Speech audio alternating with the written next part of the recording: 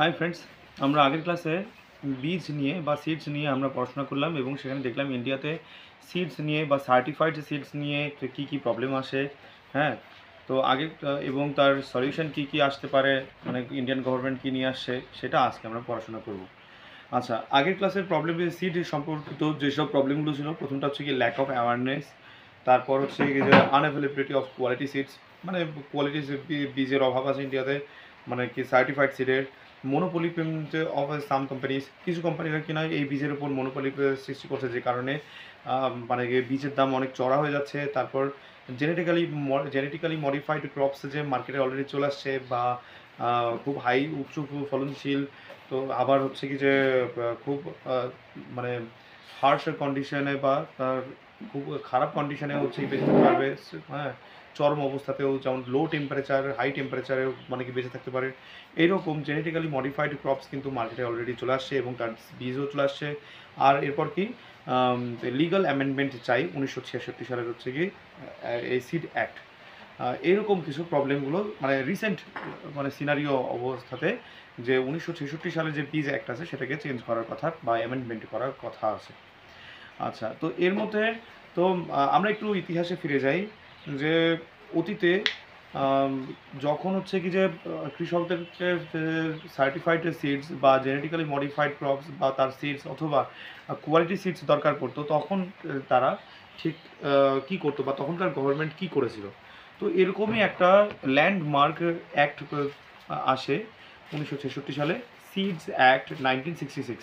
তো আমরা এই ক্লাসে শুধুমাত্র এই সিড অ্যাক্ট 1966ই ভালো করে পড়াশোনা করবো, কারণ এইটা অনেকটা বেশি কাজে আসে নেক্সটে, মানে বা রিসেন্টলি ইউপিএসসি প্রিপারেশনের সময় বেশ কিছু কারেন্ট অ্যাফেয়ার্সও আসতে পারে সিড অ্যাক্ট 1966 হিসেবে। তো এর জন্য আমার কাছে মনে হয় যে এই সিডস অ্যাক্ট 1966 ভালো করে বুঝে নেওয়া উচিত। এক নাম্বার হচ্ছে কি যে প্রভিশন, যে লিগাল ফ্রেমওয়ার্ক চলে আসে সিড অ্যাক্ট 1966-এর মাধ্যমে, যে সিড সার্টিফিকেশনকে লিগালাইজ করা, আর হচ্ছে যে কোয়ালিটি মানে এবং সেটা এনশিওর করা যে কাল্টিভেটার্সদের বা ফার্মার্সদের কাছে সেই কোয়ালিটি সিডসটাকে পৌঁছে দেওয়া। কি বললাম, প্রথম কথাটা হচ্ছে কি যে মানে সিড সার্টিফিকেশনকে লিগাল ফ্রেমওয়ার্ক দেওয়া।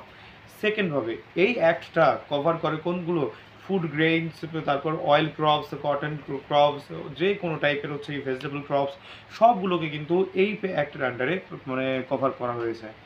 তারপর কি বলে, এই সিডস অ্যাক্ট 1966-এর ফলে সিড রুলস আসে 1968-এ, 1968 সালে সিড রুল আসে এবং সিস্টেমেটিক সিড সার্টিফিকেশন নিয়ে মানে কি বলে স্কিম মানে স্কিম আসে, সেটা হচ্ছে 1969-এ। ঠিক আছে, কী বললাম, সিডস রুল আসে 1968-এ, আর হচ্ছে সিস্টেমেটিক সিডস সার্টিফিকেশান আসে, মানে সিস্টেমেটিকভাবে ঠিকঠাকভাবে এবং ইমপ্লিমেন্ট হওয়া, যে সিডসকে সার্টিফিকেশান করা, সেটা 1969 সাল থেকে শুরু হয়, অথচ অ্যাক্ট পাস হয় হচ্ছে 1966 সালে। ঠিক আছে, তারপর সেন্ট্রাল সিড কমিটি গঠন করা হয়। কী কী বললাম, প্রথমটা হচ্ছে লিগাল ফ্রেমওয়ার্ক সিড সার্টিফিকেশনকে, তারপর oil food crops, cotton crops, vegetable crops সব এই একটা আন্ডারে আনা হলো। সিড রুল আসলো 1968 সালে এবং সিস্টেমেটিকভাবে ঠিকঠাকভাবে সার্টিফিকেশন সিড সার্টিফিকেশন হয় 1969 সালে। সেন্ট্রাল সিড কমিটি গঠন করা হয়। ঠিক আছে, তারপর সিড সার্টিফিকেশনের জন্য আলাদা এজেন্সিকে প্রতিষ্ঠা করা হয় স্টেটের মধ্যে, এবং স্টেট মানে স্টেটের মধ্যে সিড টেস্টিং বা বীজ টেস্ট করার ল্যাব তৈরি করা হয়। হ্যাঁ, তো এগুলোকে নাম দেওয়া, এবং সঙ্গে সেন্ট্রাল গভর্নমেন্টও হচ্ছে কি যে ল্যাব নিয়ে আসে, সেটা হচ্ছে সেন্ট্রাল সিড ল্যাবরেটরি। ঠিক আছে, আচ্ছা, এরপর কথাটা কি যে যে মানে কি সিড নিয়ে বিদেশে রপ্তানি বা আমদানি বা এক্সপোর্ট বা ইম্পোর্ট এর উপর রেস্ট্রিকশন আনা হয়। ওকে, এবার আমার কাছে একটা কথা আছে যে এই রেস্ট্রিকশনটাকে কেন আনলো।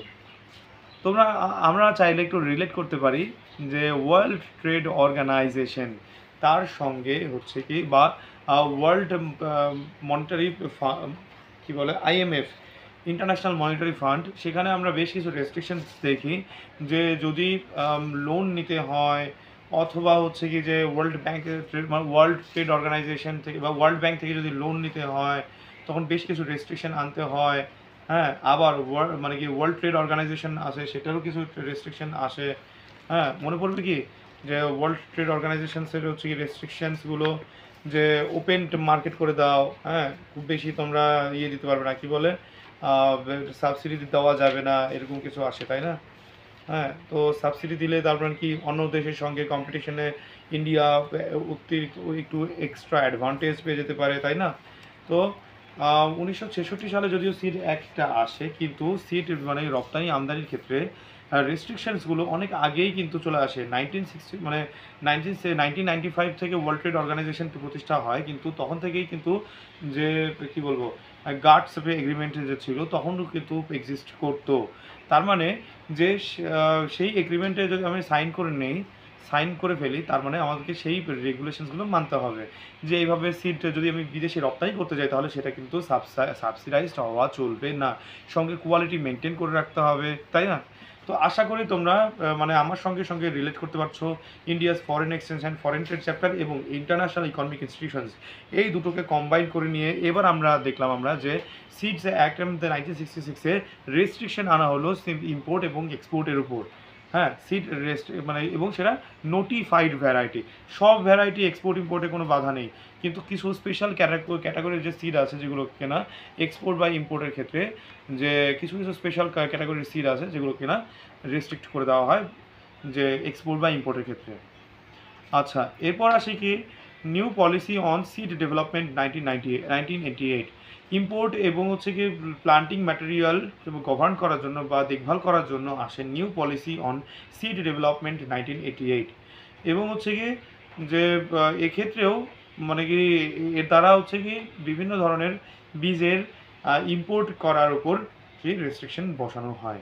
তাহলে আমরা একটু রিভিশন করি কী কী পড়লাম আমরা, যে লিগাল ফ্রেমওয়ার্ক আসে সিড সার্টিফিকেশনের উপর, তারপরে অয়েল, ফুড, কটন আর ভেজিটেবল ক্রপস এর আন্ডারে সিড অ্যাক্টের আন্ডারে আসে, সিড রুল আসে এবং পরবর্তী 1969 মানে সিড রুল আসে 1968 সালে, আবার সিস্টেমেটিক সিড সার্টিফিকেশন হয় 1969 সালে, সেন্ট্রাল সিড কমিটি গঠন হয় তারপর এই অ্যাক্টের দ্বারা, তারপর হচ্ছে কি যে স্টেটে মানে টেস্টিং ল্যাব তৈরি হয়, আবার হচ্ছে central government central seed lab তৈরি করে, ল্যাবরেটরি তৈরি করে। তারপরে যে ইম্পোর্ট এবং এক্সপোর্টের উপর মানে রেস্ট্রিকশন রাখা হয়, আবার ইম্পোর্টের উপর রেস্ট্রিকশন রাখা এবং প্লান্টিং ম্যাটেরিয়ালের উপর গভর্ন করার জন্য মানে এখানেও কিন্তু আবার রেস্ট্রিকশন আনা হয়, বা মানে প্ল্যান্টিং ম্যাটেরিয়ালের উপর গভর্ন করার জন্য আসে new policy on seed development 1988। ঠিক আছে, তো আশা করি আমি সিডস অ্যাক্ট 1966 টপিকটাকে ভালো করে বোঝাতে পারছি। নেক্সট ক্লাসে আমরা আরও বেশ কিছু ইনফরমেশন পড়বো সিড সম্পর্কিত, ততক্ষণে আমার সঙ্গে থাকো আর ভালো করে পড়ো। All the best.